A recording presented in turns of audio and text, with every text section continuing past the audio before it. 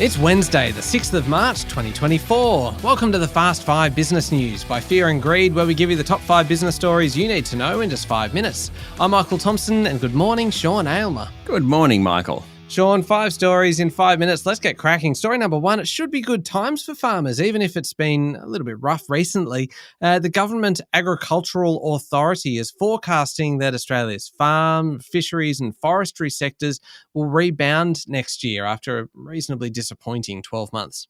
Aylmer, the government authority, reckons output next year will increase 6% to $91 billion. That would be the third highest on record. Now, crop outputs are tipped to increase by about $49 billion, livestock to top $36 billion.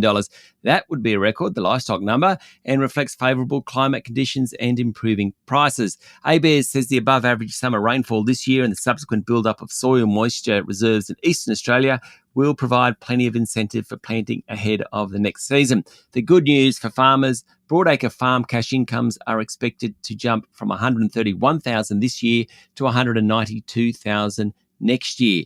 Do you know, Michael, more than half of Australia's land use goes to agriculture. It takes about 3/4 of all water used across the continent. It's worth about 14% of exports, but only about 2% of jobs in the country are agri-jobs.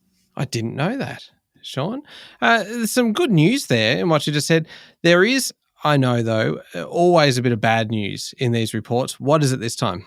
Well, Aylmer expects exports will continue to decline, and income this financial year has been pretty awful, that $131,000. Dry conditions and soft international grain prices have led to Australia's agricultural output declining by 15%.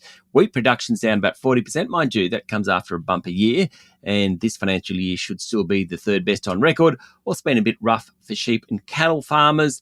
And Aylmer is very downbeat on the wine sector, saying exports will continue to drop because of falling prices. That's happening while local consumption is falling. Okay, moving on to story number 2 now. And almost 15 million private health insurance customers will have to pay premiums 3% higher on average from April 1.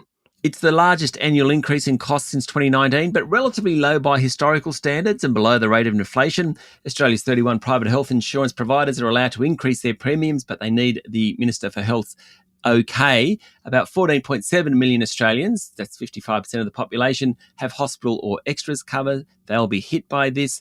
Now, depending on what fund you're in is how much you'll pay. Bupa customers are looking at 3.6%, HBF nearly 4%, Medibank 3.3%, and NIB 4.1%. Story number 3, faster internet speeds might be on the way. The NBN Co, the wholesaler of the National Fibre Optic Network, has asked internet providers if they can handle faster downloads. The NBN is proposing quicker connections for people on its highest speed plans, and the government corporation says it will not increase wholesale prices charged to retailers if it raises speeds. So plans of 100 megabits per second, the idea is they go to 500 megabits per second. 250 megabits per second would go to 750 megabits per second. NBN says it wants to meet unprecedented usage of high-definition streaming and remote work. It would apply to about 9 million broadband customers. The build-out of the NBN is now complete. It's now working on improving speeds, particularly since data demand and usage has doubled in the last 5 years or so. The average household nowadays consumes 443 gigabits of data a month across 22 devices. That is massive.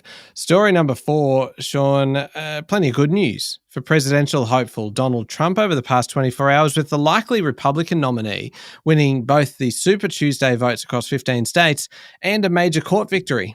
Overnight, 15 states, including 2 of the biggest, California and Texas, held primary races, and when all is said and done, Donald Trump effectively wrapped up the nomination to run for president for the Republicans. That was pretty expected. Now, the Supreme Court decision was probably expected, but there's a little bit of doubt about that one.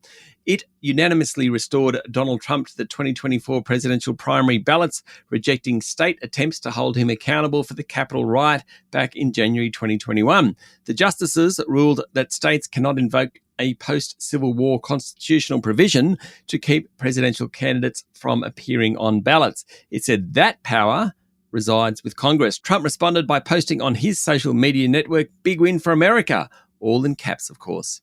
Of course. Is there any other way for Donald Trump to post anything online? Finally, Sean, story number 5. It was only a matter of time given the slump in Tesla's share price, but Elon Musk is no longer the world's richest person, handing that title, I'm sure very graciously, to Amazon's Jeff Bezos. Tesla's share price fell 7% yesterday, taking the decline this year to nearly 25%. The Magnificent 7 tech stocks have pretty much become the Magnificent 6 tech stocks. The slide in the share price means Musk's net worth is now $197.7 billion according to Bloomberg's Billionaires Index. Amazon's share price is up 18%. That gives Bezos wealth of just over $200 billion. Bezos has been the world's richest person before. He took over from Bill Gates in 2017, lost to Musk in late 2021.